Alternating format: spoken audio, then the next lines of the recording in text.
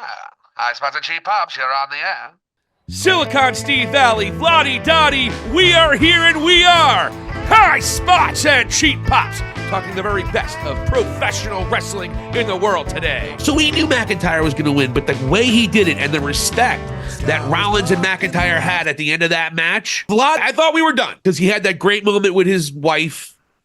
Yep. Phenomenal moment. He got cheered. The Philly crowd was actually very much behind him. He's a liked heel, that's for sure. Yeah, and he was celebrated for winning.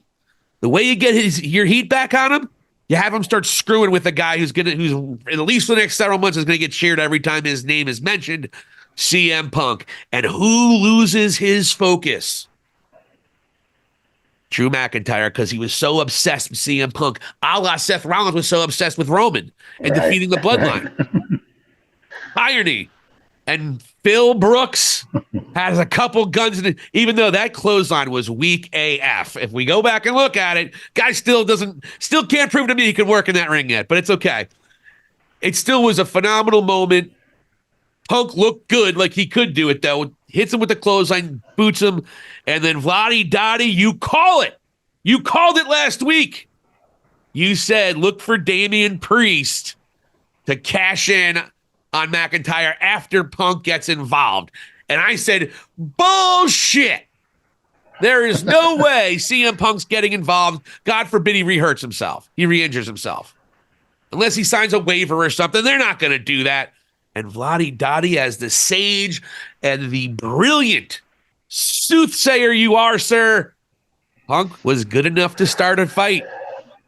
And he causes McIntyre to go down.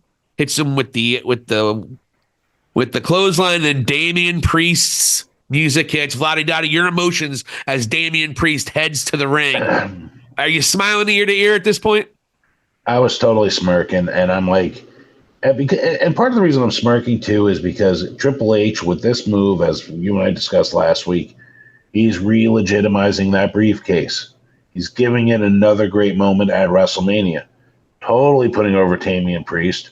And giving him that WrestleMania moment himself while, McIntyre and CM Punk are there. Like, this is, going to be shared a la Seth, Brock, and Roman.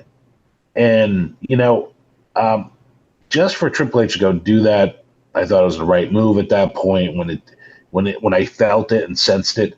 And I think it had to be done. Like, there's no other, like, when else do you do it? The night after WrestleMania, maybe. That's the only borderline, Monday Night Raw. However, it worked like a charm.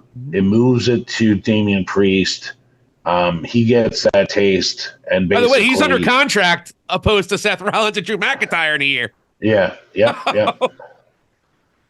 So they're definitely going to go and showcase him, and they already started doing that on Monday Night Raw as well, as that happened last night. And and also, Triple H is a friggin' genius because he went and gave McIntyre his WrestleMania moment in front of a live crowd. He makes good on that.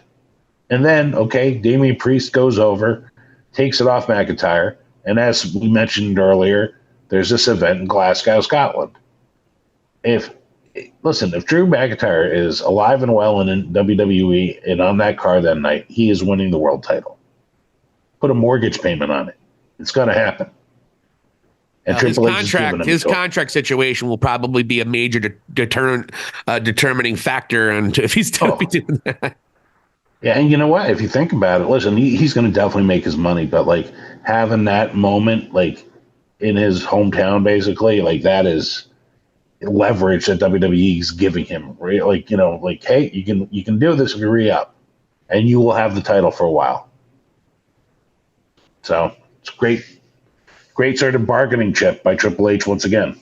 I think if you have your druthers, you have Drew McIntyre keep that title until next year's WrestleMania, and then Mr. CM Punk can come back and he can win the Royal Rumble and get his big main event against Drew McIntyre. But Punk, it was great to have Punk such a big part of this WrestleMania, and I'm critical of the guy. Yeah.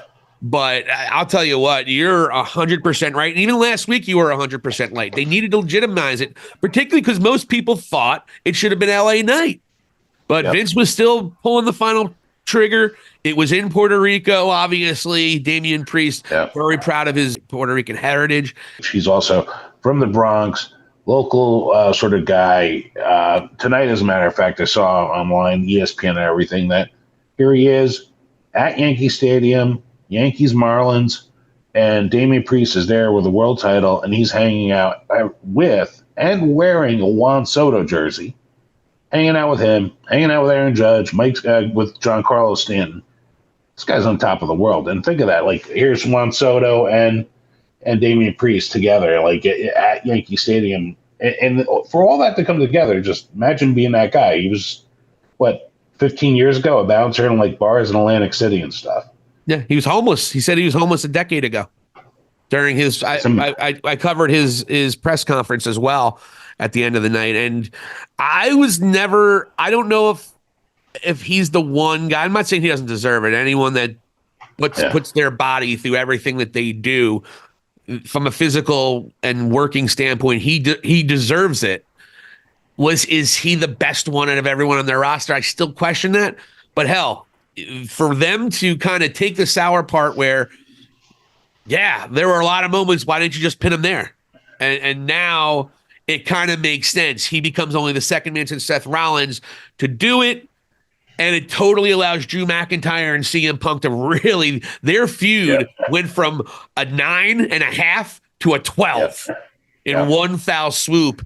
And the irony that CM Punk cost Drew McIntyre that big moment, the way Drew McIntyre cost him his moment, it's beautiful. And you can hope McIntyre stays. Now, he doesn't have a child. I think one thing that AEW, as long as Tony's still putting money into it, the one thing that he will always have an advantage of is if you have a kid and you have a child, you don't want to miss 0 to 10 those years, or maybe 0 to 12 until the kids start telling you to piss off, which pretty much starts happening at 12 and 13, where they want to do their own thing for a while, and you're not as big of a part of their life until they need you, obviously.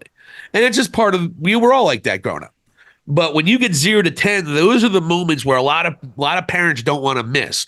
And that's something that Tony Khan will always have. McIntyre, opposed to Becky and Seth, he doesn't have a child right now.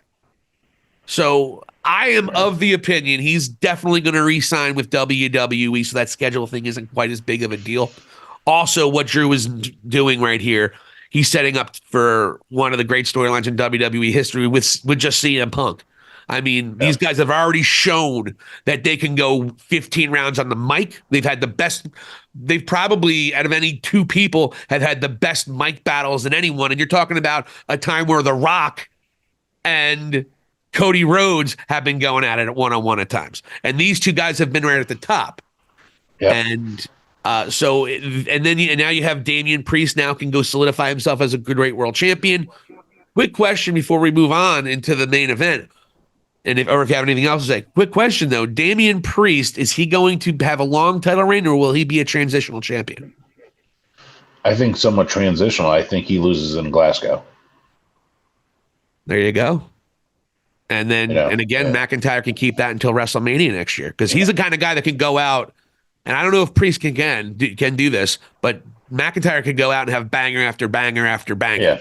Where Priest, I think, is because look, he's only been in the business about half the time McIntyre, so that might be part of it, because you want that title to always have a representative who can really go right. So,